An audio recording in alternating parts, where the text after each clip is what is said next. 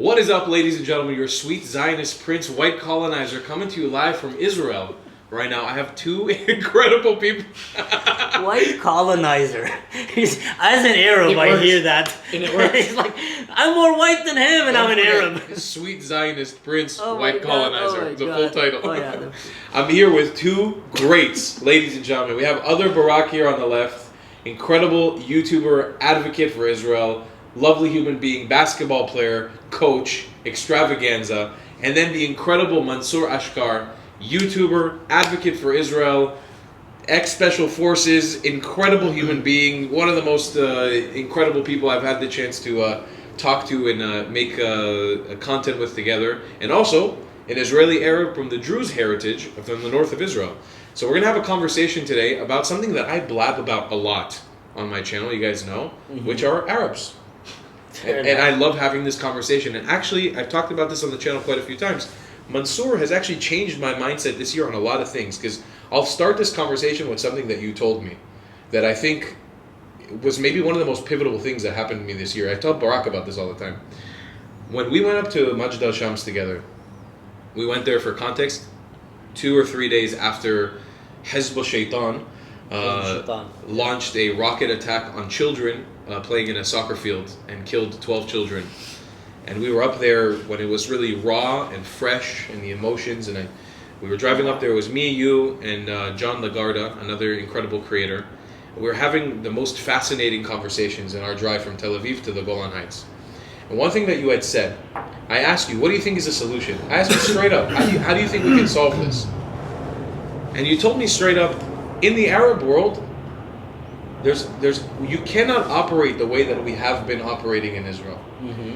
You said it so eloquently, Mansour. I'm not even sure if you remember how you said it, but you said you need to hit them when they're down. Yeah. And when they're begging for mercy, you hit them again. Yeah. And when they've raised the white flag, you hit them the hardest you've ever hit them. And when there's nothing left, that's when you deliver the most powerful blow you've ever done. To your enemies. To your enemies. Yes. No, I'm not saying this in like a ethnic cleansing genocide. It's the mentality of what you brought. And so you know, before we continue this discussion, you've changed my life in this perspective, because that statement, I empower that in everything I do, in every conversation I have with an Arab, whether that's just a back and forth conversation, or if I have to actually not that I've had to get physical, but like, if I have to make false threats, whatever it be. Yeah. And it literally works. Yeah. It works, and I've been able to bring people over to my side, empower them. That's how they live in the Arab world. That's literally the language they speak. Maybe you can expand on that a little more. And what I said is it's power and respect. And what the West doesn't like to hear, doesn't like to understand, in the Arab culture, they understand and they respect power and respect. And when you show strength and power, they respect that. And if you don't, they see it as a weakness. And when you're dealing with an enemy, the only way to really defeat their enemy and make that enemy maybe change his ways is by showing power and respect and by humiliating the agenda of that enemy. So, if you're fighting against Hamas, if you don't crush them and humiliate them in the eyes of the Arab world around them, they will. Why do you think they come out of a broken building? Everything is wiped out in Gaza, and the first thing they do is, we won, Allahu Akbar, because they want to show that they still have power and respect. Now, the moment that you crush them to the point that is humiliating, that even other Arabs start laughing at them, are you guys stupid? That's when that ideology, which is a very Nazi-like, very bad ideology, will start to crumble and fall. But as long as it gives them the chance, the Houthis and everything, how stupid can you be to think that you're riding a donkey or a camel and you can threaten America? America can literally wage war against planet Earth and win. Like, I know it because I have a lot of friends in the American service, and their military is that strong. They can go to planet Earth, bring it on. Leave the nukes out, let's bring it on. They can beat all planet Earth and still win and go back and eat them at Kentucky Fried Chicken. I don't know what. They can do that. And then comes the Houthi, hey, death to America, oh my God, we are victorious. Why? Because you haven't crushed them. You didn't shoot one rocket. Okay, you're not stopping the problem. Well, let's shoot an oil rig. It's not. You need to go crush them completely, make fools out of them, that the Arab world will start laughing at them. Because they're looking at the Arab world Look at me, I'm the only one that actually rise to the Americans. I'm the only one, that's pride that they see. I'm the only one that is rising against the Yahud. They're all afraid. All the nations tried and they failed. The only one that has brought the Yahud to their knees is we Hamas. Look at us, we did on October 7th, we're still undefeated. And then the Arab was like, yeah, actually, I'm talking the Shabab, the idiots in that world, not the smart ones. Yeah, look at that, they're the only one that are actually really fighting, like Salah ad-Din, like this. So they see it as still, it justifies that jihad is crazy work. If you want to defeat that, you don't defeat that with talking to them. You don't defeat that with, let's try to understand them. You defeat it by beating the crap out of them. And when they're down, do it harder. And when we're down, please stop, do it even harder. And that one, mush their face in like camel poop on the ground. Camel poop. And then he comes out like, and then all the Arabs laugh at him. Now it might sound hard, but this is literally the reality of the Arab world. Look at today. Yeah. It's the truth. Look at today, the 15th of February, Saturday, where 7 days ago, Hamas told the world they're not going to release hostages, and then Trump says, if those hostages, and what they do today? Because they he's release talking, them. yeah, he's speaking power and respect. That's what I'm saying. When you say power and respect, and this is, by the way, no endorsement of Trump. People who watch me, I'm not a big Trump person, but when you talk about language and words matter, Hamas sees him and they say, like, we should probably listen to him. Yeah. Because he's not. I wouldn't want to imagine a day like today if they didn't hand them back. I'm being serious.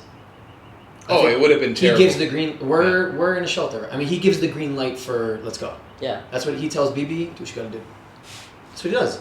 I'll tell you Power guys. and respect. Yeah. And Hamas sees that, and they go around and they're talking to each other. Like, yeah, Ahmad, yeah, Samir, what we do, it's not Biden or Kamala. These guys, they want to. They're also baiting him in. Yeah. Hamas is baiting him in. Okay, like they knew they were gonna hand the hostages over. They just wanted the PR around it to make it look. You know what I mean? They have leverage. they do. They have leverage, and they also have Israel's most valuable commodity. Yeah. So, there's no, in my opinion, there's no world where last week Hamas stays to their statement. I don't see a reality where that happens, because they know what will happen. Mm-hmm. So, is the power and respect there really what got them to do it, or is it them? 100%. Was it inevitable? It's the power and respect. It's just. What did they think Trump was going to say? Okay, cool. They think Trump is not going to restrain Israel, and I think Israel is going to unleash all hell on them, and they think, okay, the only thing that is keeping us alive right now is the humanitarian love and the love of life that the Jewish people have, and because they love life so much, they will not shoot on us when we have children around us, and they will not shoot on us when we're holding their hostages. Yeah. Children. So the only one that is keeping us alive right now, they know it. It's not because we're so strong and we have clean uniform because we never use it because we're hiding like, civilians. It's because Israel was being held back by their own moral code and by America and the West, which are easily fooled. Now Trump comes and says, not fooled anymore, guys. Israel, you have every right to do whatever you think is right. I'm supporting you. Hamas sees that, this is not good. This is not good, guys. We need to do something. So they start releasing. Think about it. From the moment they came in office, how many hostages were released? No, sure. How many countries came and said, we cut ties with Hamas? It's just, everybody's starting to get back in order. Yeah. And it's only, again, we're not endorsing any political groups. It's only because power and respect is the language that they speak. They are speaking Arabic. Mm-hmm. I'll tell you, I was in the north not too long ago. I was on the border of Syria in the Golan Heights. And a random friendly Druze guy came up to me. Slick guy, dressed well, driving a Mercedes-Benz in the north of Israel. It was a little crazy. And he just wanted to talk. So we started talking. I used a little bit of the Arabic that I learned, and he was impressed, and then he made fun of me because my Arabic is shit.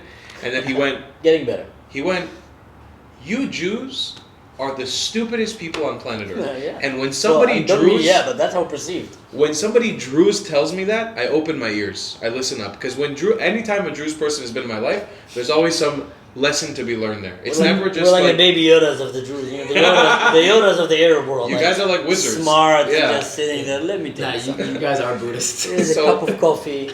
Listen to me, Yami. Sit down. He goes on to tell me, you guys are the stupidest people here.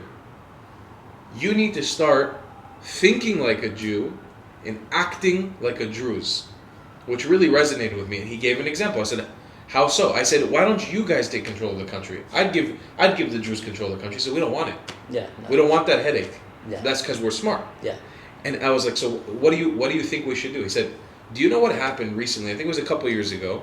when there was a Druze person who was taken hostage in the West Bank. I think it was in Jenin. Kid. Some Palestinian Shababs, I think they're affiliated with Hamas, they took him hostage. He had a car accident. He was just coming out of the hospital for some kind of treatment, and they came to the car and took him and his uncle, I think, or his father. You can tell the story because I think it'll be a lot.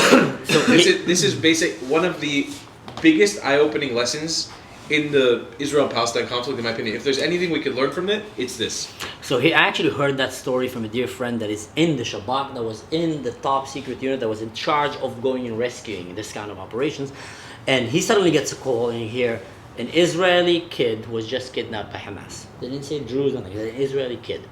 And everybody went there. The prime minister, the head of the army, everybody started phone calls talking. What we're going to do is going to end up with another Gilad Shalit. And they start bringing plans with like the special forces, the Shabak, the Mossad. How are we going to rescue him before we end up down the road releasing 1,000 terrorists again with one kid and the whole family, the whole country brought down, because Israel have a soft spot for hostages, for life in general.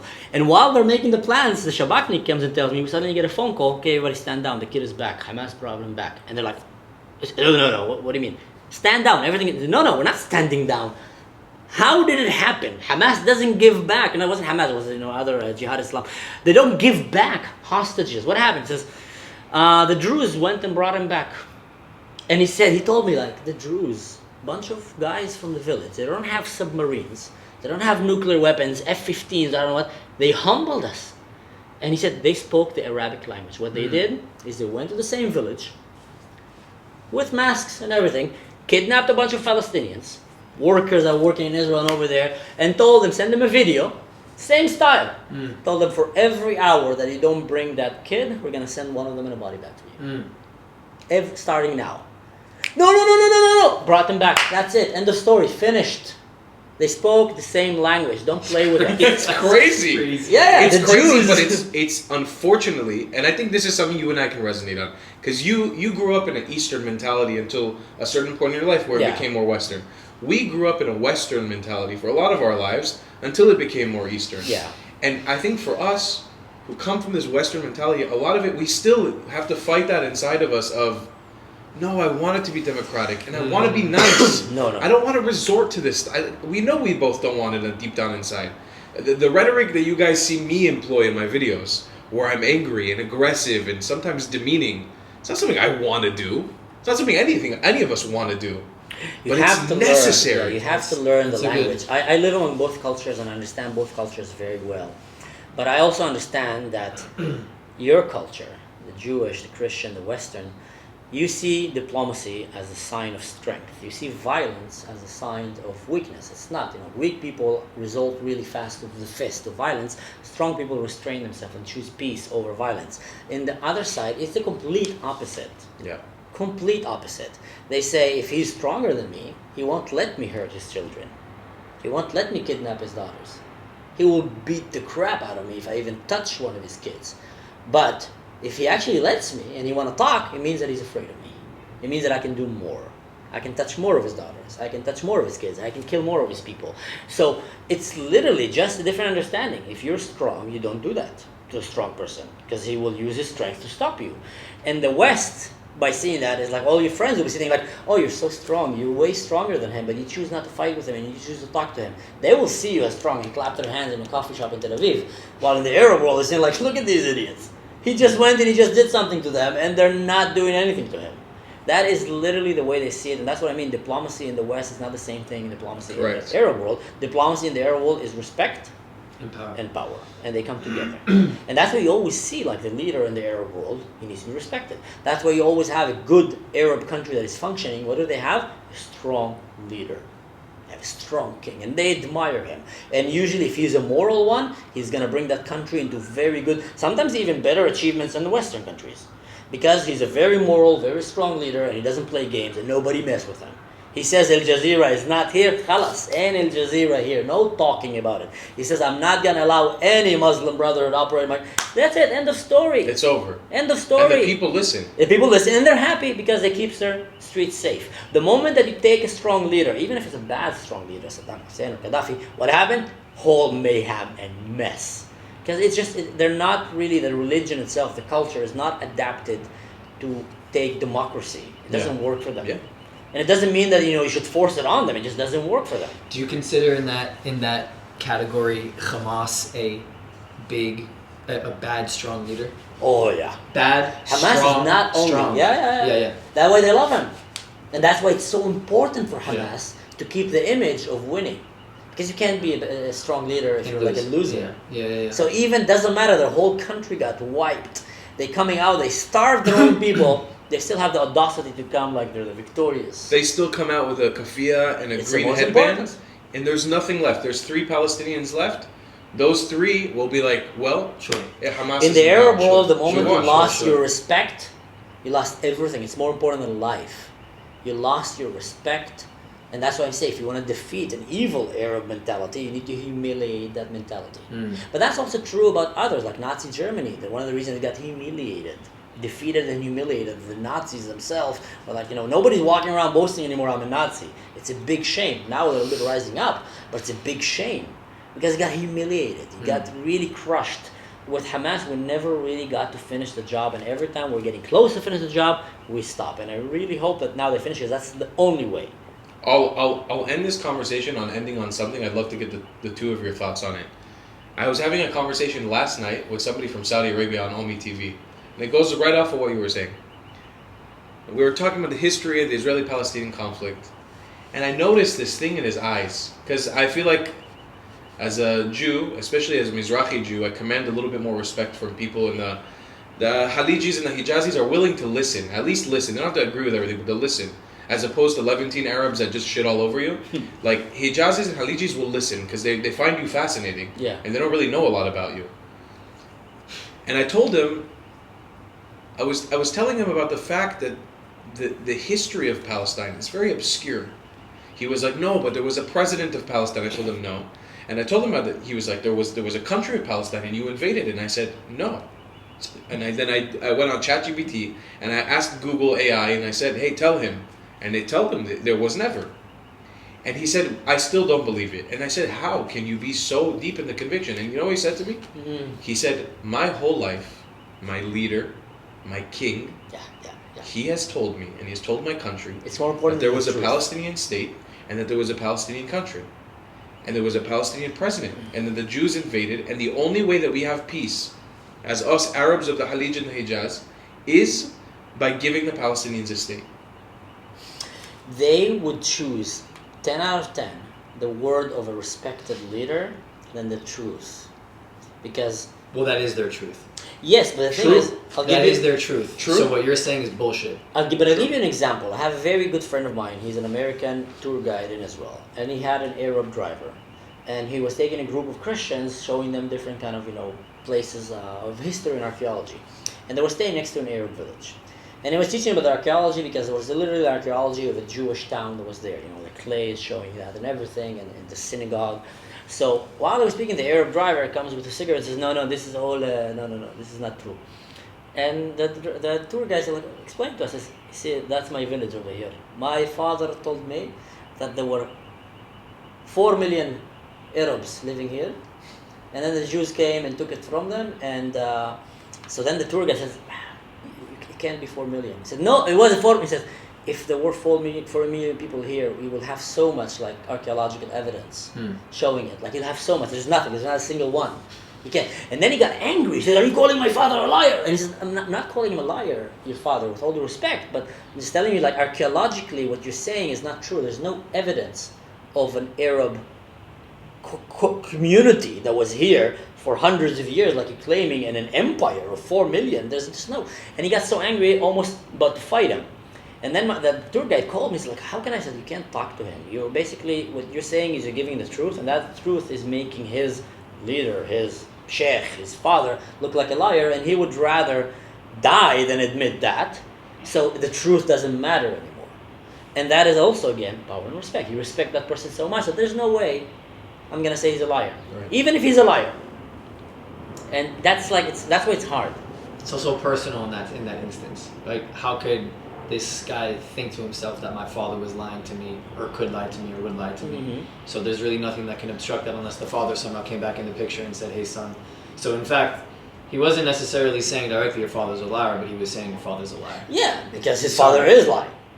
If you see an orange and you say it's not an orange and you know it's an orange, you're lying. Even if your kid comes and says, "My father told me," your father lied. It's an orange. But here in the story, I'm not sitting here saying like there was a time and place where the father looked at his son and the father was consciously lying to his son. True. The father was giving the son the truth he also believed to be true, but could have been fed a lie to him too. It's true. So it's passed down truth to the family that can't be disrupted by another narrative, which is why we always bump heads in this conversation. Like it's true, but you would hope that you're right. But you would hope that rational thinking in that would open your eyes.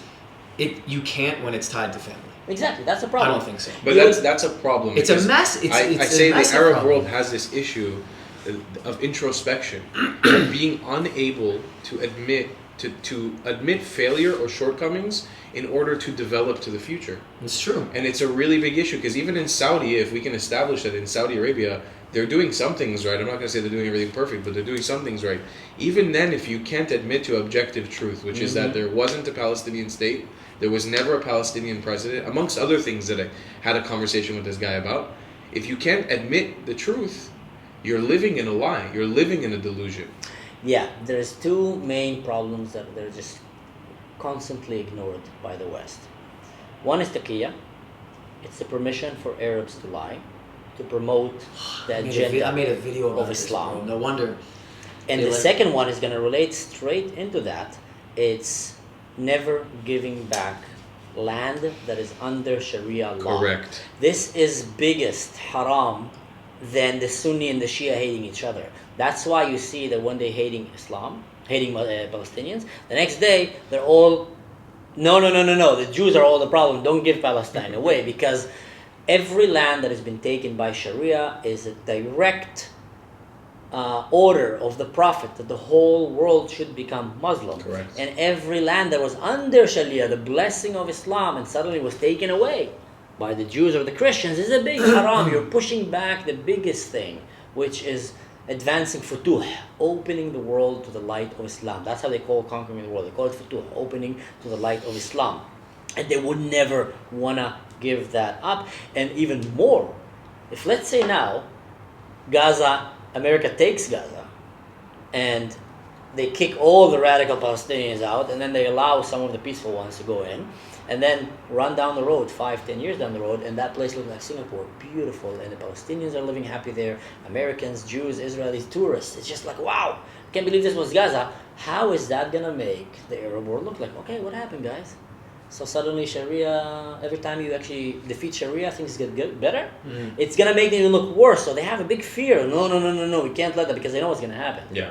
It's going to become better for everyone. And they'll get exposed. Yeah. Can I just read a couple of things off? Because I made a video about Turkey before, and I think this goes to what you just said. It's literally self-sabotage, It's by the way. insane. It's self-sabotage. And this is, by the way, just the Google search, and I did a video on this a few months ago, and please feel free to chime in if this isn't accurate. Taqiyya is an Islamic practice of concealing one's religious beliefs and practices when faced with danger. It's primarily used in Shia Islam. How is it practiced? Taqiyya can involve lying about one's faith. It can also involve concealing one's thoughts, feelings, or character. The goal of taqiyya is to protect one's life or property. And I'm hearing all that, and I'm thinking about the son and the father. Yeah. Like, whether it was intentional or not, it is incentivized, which is dangerous beyond... It's incomprehensible, actually, is what it is. Well, here's the thing about taqiyya and how it started as a Shia thing, because the Shia were a minority and the Sunni was trying to wipe them out. So they said, hey, can we lie? It's haram to lie. They said, you know what? If you're actually lying to promote the Shia agenda and to help the Shia to get back in power, then that's okay by God. It's a survival tactic. Yeah. Yes. So far, not that crazy. I'm sure that in Judaism also, when Caleb and Joshua went to the land, and if they encountered someone, they probably didn't come and say, hey, we're Israelites. It's like, I'm sure Mossad agents, they're probably, they're lying. It's a cheat code. It's a cheat code because you're doing that. So every culture have that thing where they say, sometimes to protect the greater good, you must actually distort the truth or lie about it in order for the greater good. Now, what happened is, there's another element, because the Sunni also adapted the taqiyya. And what was that? When Islam started the world conquest, they realized that cheat code helps me also fool the Europeans. fool the Jews, fool the Americans, and I'm still okay in front of God because the greater picture of things, and I'm helping Sharia law be established. And there was also another thing that they don't talk about it a lot in history. What happened is, when Islam became a religion, they tried to rewrite history back. They came and said, Muhammad, the Prophet, everything is talking about in the Old Testament and the New Testament, and the Christians and the Jews just wiped it out, but it's actually there. You know, we are the seals, we are the last religion, they all talked about us, but they're hiding it. And what happened is, when they started going, because back then there used to be a lot of competition kind of between the Jewish scholars and the Christian scholars, and they'll come and like debate. Sometimes it was to humiliate the Jews, but sometimes it was literally sport. You know, bring me your best rabbi, I'll bring you my best Protestant priest, and we're gonna sit and talk. Is Jesus Christ the Messiah, or is he not? Is the book of Isaiah 52, 53 talking about him or not? Is, you know, and they will sit and talk, and they would have very good arguments that both will bring. They will bring really good arguments from both sides. Islam tried to jump on that train when they became a big religion, and they went, but the thing is, they got humiliated so badly because the religion was literally very much made up in terms of history back. So they got like completely, there's no, like someone will come and show them a scroll that is 3,000 years. And that's what's written. And then we don't have any scrolls at 3,000 years. We have our prophet, he went to the desert and he spoke to an angel. But there's literally nothing to prove it. So when they got humiliated so many times, they made a rule that you're not allowed to question Islam. And you should go back. And anyone who tries to question Islam is a big kuffar, and you should kill him. So to protect the religion, and then they came and said, and you're also allowed, they started using taqiyya into that. Okay, we're actually allowed to lie. You can forgive yourself for doing so. Yeah, because I'm lying in order to help Islam win, even in that debate. That's wild. So suddenly you took it from it's a survival mindfuck place. for me. Yeah, from survival place, it went always to just promoting Islam. Now, many Muslims don't know about the taqiyya because they don't really encounter it. It's not something that they teach little kids, you're allowed to lie. But the ones that are going to the West, the ones that are trying to promote agenda which they know that is wrong, they know about that. They're actively employing it. Yeah, they're actively employed. They know it and they feel very good with their conscience. It's okay. God is happy with me. Even though I'm lying to them, I'm doing that because I want to promote Islam. I want to bring down Germany and make it a Sharia. Yes, but also it's so easy for them to do it because they get to use Israel as a crutch to be able to leverage. Right. Oh, yeah. You know what I mean? And it's because they're feeding these people in the West what they want to hear, and so it actually takes Islam away from the focus, and it focuses on the Zionists. I mean, it's if you ask me, beautiful marketing for them. Yeah. Oh, it is. It is. They use Israel and the West, by the way. Yeah. They blame all their problems on Israel and the West a lot of times. Every time a new imam want to come and gather all the shabab in the village and build a name for himself, the first thing he needs to do is blame everything on Israel or in America. Or in America. And then everybody, yes, we're poor because of them, because of that, our life sucks. And then he brings them all, so the hate toward the Jews and the West and the Christians just rally them up. And then he will get, so they use, sometimes they hate, the Sunnah hate the Shia more than they hate the Jews or Americans, but they will use the hate towards the Jews and Americans to rally everybody. That's an easy way to get them, and then we'll blame it all on them. And as long as they do that, they will never prosper, because they will never really deal with their own problems. I want to ask a question, and I'd like to segue into something that's on my mind. Yeah. Wait, please. I think I'm gonna end this video. Oh, end it. Yeah, I'll do an outro real quick, and then, Yeah, and then we'll start the next one because it's already probably over 20 minutes now. Yeah, do it, and then we can stop it and start the next one. Arab culture and Islamic religion and this stuff is fascinating. The psyche behind it is incredible. We got to end this conversation here. You're going to check out Mansour's channel. You're going to check out Barak's channel in the description below for the second and third part of this conversation. And I'll see you guys in the next one. He's without a shirt all the time. Long time. Yeah. If you believe in my content and want to support me, just know your help is needed. There's a bunch of great ways to support me, being PayPal, Buy Me a Coffee, or joining my Patreon community down below. Patreon is the best way to support my channel, and you'll get a bunch of cool perks depending on what tier you join. Another great way to support me is by buying my merchandise on thetravelingclat.com. I regularly drop new merch designs like this beautiful hat, or this amazing shirt, where you can support the channel and get something cool for yourself. I also have an amazing Discord community with people from all over the world. Thank you so much for your support.